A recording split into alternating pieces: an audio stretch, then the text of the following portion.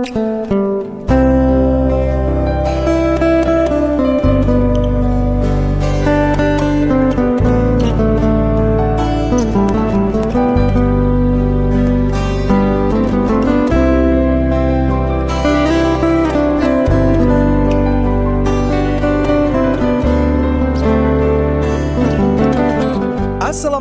warahmatullahi wabarakatuh. Halo kawan-kawan, kembali di Iyoko Channel. Pada hari ini, Senin 15 Juni 2026.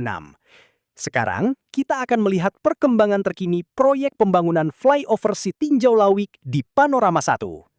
Seperti terlihat, pembangunan ini terus menjadi perhatian masyarakat, khususnya pengguna jalan lintas Padang Solo.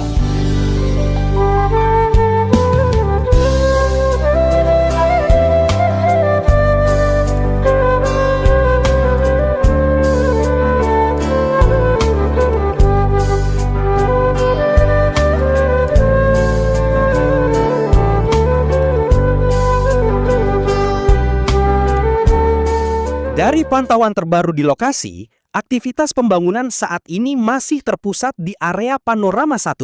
Seperti kita lihat, jembatan pertama Flyover Sitinjau Lauik kini sudah terbentuk. Untuk jembatan akan berprogres terhubung dengan badan jalan Sitinjau Lauik.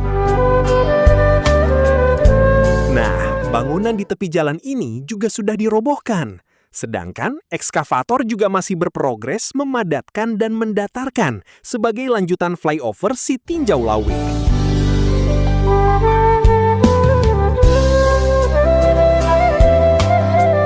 Oke kawan-kawan, untuk progres fisik pembangunan flyover Panorama 1 hingga akhir Mei 2026 telah mencapai sekitar 18,7%.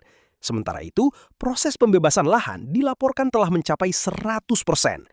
Target penyelesaian tahap pertama ini diperkirakan awal 2028.